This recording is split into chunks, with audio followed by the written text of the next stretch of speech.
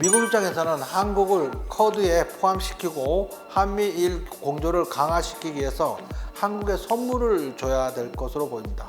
그러면 그 덤핑 관세를 굉장히 많이 매긴 업종이 철강과 타이어 관련주들이 있습니다.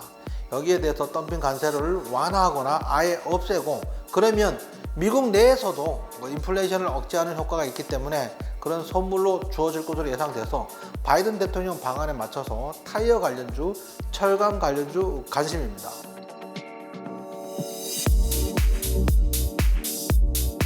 안녕하세요. 워렌TV 김영훈 대표입니다. 최근 뉴욕 증시가 며칠 동안 하락해서 심리적으로 많이 위축됐었으리라 생각합니다.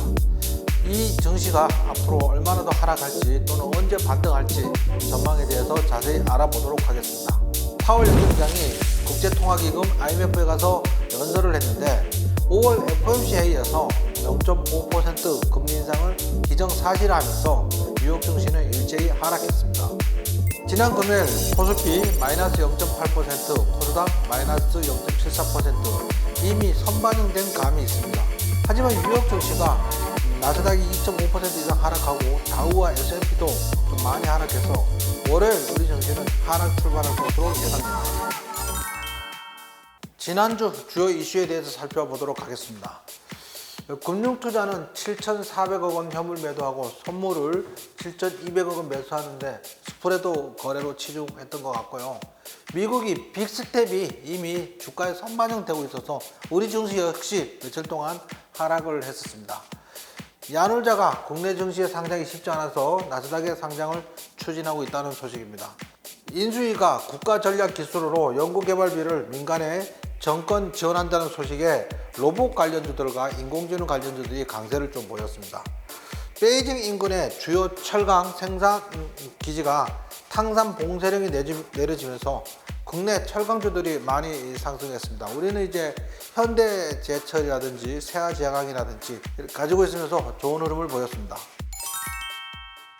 파월 연준 의장이 5월 FOMC 회의에서 0.5% 기준금리 인상 발언을 하면서 뉴욕 증시가 하락을 했는데, 여기에 핵심은 미래 매출 성장에 대한 경고를 가지고 있습니다.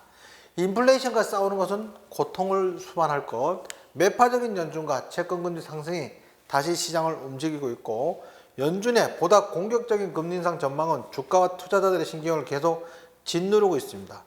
그래서 실제로 그 시장에서는 5월 달에 0.5%, 6월 달에 0.75%, 7월 달에 0.75% 연속적으로 금리 인상 가능성도 조심스럽게 제기하고 있습니다. 러시아 전쟁으로 인한 미국 소비자 물가 상승률은 지난달 8.5%로 연준의 목표치인 2%를 4배 이상 높은 상태로, 그러니까 파월 연준 의장이 인플레이션을 잡기 위해서 조기 기준금리 인상을 서두르고 있습니다. 바이든 미국 대통령이 5월 20일경에 일본보다 한국을 먼저 방한할 것으로 알려지고 있으면서 21일경에 윤석열 대통령과 정상회담이 예정되어 있습니다. 윤석열 차기 대통령과 한미 정상회담을 할 것으로 알려진 가운데 백악관은 조만간 관련 일정을 공개할 수 있을 것이라고 밝혔는데, 조금 전에 말씀드린 바와 같이 20일 정도에 방한하는 것하고 21일에 정상회담으로 정해진 것으로 알려지고 있습니다. 미국 입장에서는 한국을 쿼드에 포함시키고 한미일 공조를 강화시키기 위해서 한국에 선물을 줘야 될 것으로 보입니다. 그러면 그 덤핑 관세를 굉장히 많이 매긴 업종이 철강과 타이어 관련주들이 있습니다. 여기에 대해서 덤핑 관세를 완화하거나 아예 없애고, 그러면 미국 내에서도 인플레이션을 억제하는 효과가 있기 때문에 그런 선물로 주어질 것으로 예상돼서 바이든 대통령 방안에 맞춰서 타이어 관련주, 철강 관련주 관심입니다. 이 기사는 이제 러시아가 석유 매출이 다시 늘어나고 있어서 구매자는 알 수 없다고 했는데, 구매자는 유럽연합입니다. 독일이라든지. 그 이유는 뭐냐면은 러시아에 대해서 경제 제재를 취하긴 하는데, 천연가스가 없으면 독일이라든지 그 러시아 천연가스의 의존성이 높은 유럽연합이 경제가 완전히 망가질 수도 있습니다. 그러니까 어쩔 수 없이 경제 제재를 했지만 천연가스는 수입하고 있는 그런 이중적인 태도를 취할 수밖에 없는 것 같습니다. 우크라이나 전쟁으로 인해서 미국에서도 천연가스가 2008년 이후 최고치를 기록하고 있습니다. 그 이유는 이제 유럽연합에 천연가스가 부족하니까 미국에 있는 천연가스를 배에 실어서 유럽으로 수출하고 있는데 미국 내 천연가스가 더 문제가 되고 있습니다. 예, 독일 정부가 러시아와 에너지 의존을 탈피하기 위해서 북해산 천연가스 개발을 승인했다는 소식입니다. 네덜란드 에너지 개발업체 원디어스에서는 독일과 네덜란드 영해에 걸쳐 있는 이 섬에서 북쪽으로 20km 떨어진 곳에서 승인되는 즉시 개발에 들어갈 것으로 알려지고 있고요. 여기 관련된 기업으로 이제 그 해양 플랜트 수출을 주로 하고 있는 삼성중공업이나 대우조선해양에 대해서 좀 관심입니다.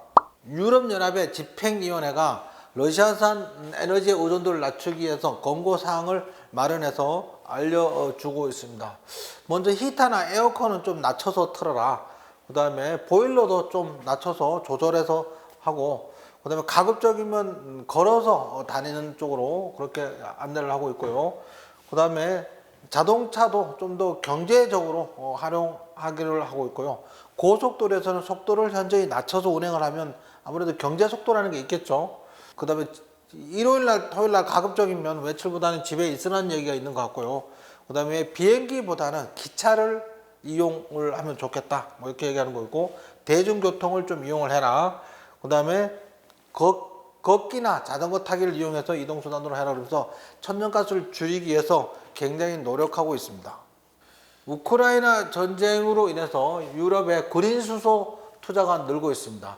그린수소는 태양광, 풍력 등 재생에너지를 통해서 얻은 전기에너지로 물을 전기분해해서 수소를 생성하는데 생성 과정에서 이산화탄소 배출은 전혀 없습니다.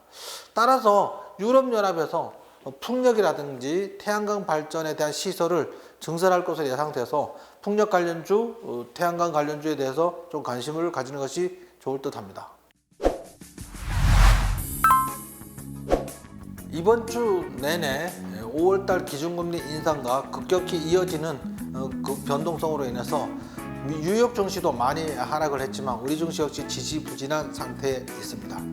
다음 주도 썩 좋지만은 않습니다. 이런 지지부진한 장이 좀 이어질 것으로 예상되는데, 사실은 이미 5월달 기준금리 0.5% 인상은 알려진 뉴스이고 선반영된 감도 있습니다. 단지 6월, 7월로 이어질 것인가에 대해서 좀 불안감에 증시가 변동성을 보이고 있는데 오래지 않아서 상승할 것으로 예상됩니다. 기준금리 인상은 경기가 좋아서 인플레이션을 억제하기 위해서 기준금리 인상을 하니까 경기가 좋다는 얘기는 단기적으로는 증시가 내려가지만은 중기적으로는 증시가 기업의 실적이 좋아지면서 증시가 다시 상승합니다. 역대의 기준금리 인상 시기마다 증시는 잠시 하락했지만 중장기적으로 지속적으로 상승한 전례가 있습니다. 이번이라고 그러지 않을 이유는 없습니다. 자, 어렵지만 보수적으로 대응하면서 반등장 기다리면 되겠습니다. 김영은 대표는 항상 여러분들의 성공 투자를 기원합니다.